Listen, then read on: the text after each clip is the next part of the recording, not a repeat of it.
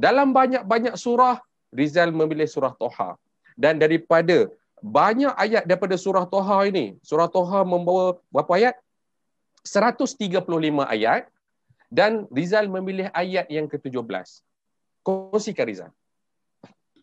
Bila dalam pembacaan saya ya dalam surah ini, habis tu bila Allah bertanya kepada Musa tentang apa yang di tangannya pada waktu tu kan,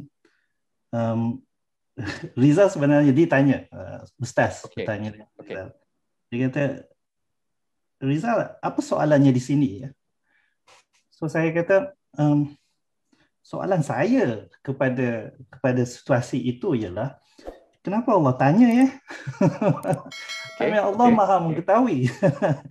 Kenapa Allah tanya ya?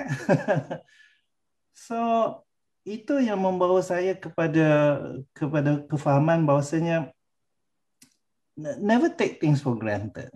Jangan ambil mudah apa yang tersedia kat depan kita. Ya. Question it. Kerana setiap sesuatu tu dia bersebab. Mungkin Mak Saleh kata apa? Nothing happens by accident. Ya. Semuanya Allah dah takdirkan. Ya. Tidak ada kebetulan.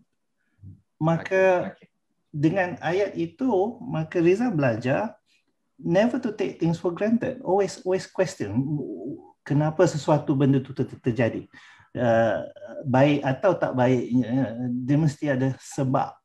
Ya, maka saya ni perlu mencari sebabnya. Kerana Jamil juga yang mengingatkan saya suatu masa dahulu. Jamil kata, everything in the Quran tu is a must know. Tak ada satu benda dalam Quran tu yang good to know. Tak. Dia semuanya must know belaka. Ya. Maka even though it's a simple ayat yang bertanya soalan, maka kenapa ya Allah bertanya ya? maka dengan itu apa saja dalam hidup saya pun semuanya adalah must know. Semuanya adalah maksud. Kerja Rizal sekarang ialah untuk mencari maksud tu, memahami maksud tu supaya Rizal dapat kaitkan balik kenapa Rizal berada di dunia ni. Ya, kaitkan balik macam mana Allah sayang kepada Rizal ni yang menyebabkan ini berlaku pada saya. So itulah Mak Jamil. Okey. Tuan-puan, daripada ayat yang begitu memberi satu trigger kepada kita, Allah Ta'ala Maha tahu. Allah Ta'ala tahu apa pun yang dekat tangan Nabi Musa alaihi salam tu. Tinggal lagi dalam ayat ini Allah Ta'ala tanya. Kalau dalam guna bahasa bumi kita lah, bahasa manusia, Rizal, apa yang kat tangan tu? Padahal Jamil ni nampak apa yang Rizal pegang. Nampak.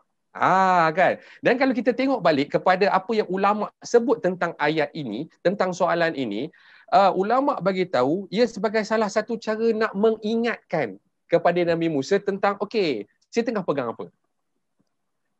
pegang apa? Dan kalau kita tengok pada ayat seterusnya, ayat ke-18 itu, Nabi Musa menjawab, ini tongkatku. Aku bertekan kat atasnya semasa berjalan dan diberitahulah tentang function tu. Tuan-tuan dan puan-puan, ia membawa kepada kita satu kesedaran, bila saya bagi tahu sesuatu kepada orang, ia bukanlah tentang orang tu je yang akan dapat apa yang kita nak beritahu, ia juga tentang kita ni sedar ke tidak apa yang kita tengah bagi tahu tu. Kan. Dan dia sangat relate kepada bila Rizal pernah mengajar saya dulu. Bila kita nak buat mengajar ni, kita kena sedar dengan apa yang kita cakap.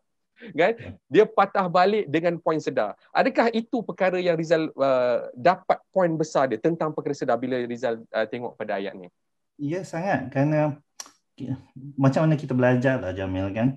Manusia tu selalu lalai. Ya. Kalau dalam bahasa hipnosis tu we are always in trance. Berada dalam keadaan yang khayal, ya. Maka dengan kita mempasakkan diri kita di mana kita berada, apa yang kita sedang buat, apa yang di tangan kita pada waktu tu, maka kita mula membawa diri kita balik sedar apa yang sedang berlaku. Kerana ramai di antara kita kan, kita Rizal termasuk, hanya bila sesuatu terjadi baru nak sedar. Pada waktu tu ramai di antara kita dia mula membangau lah. Padahal jadinya benda tu adalah kerana pada saat sebelum itu dia tak sedar. So ayat ni mengingatkan kita lah ya, untuk selalu berada dalam keadaan sedar tu.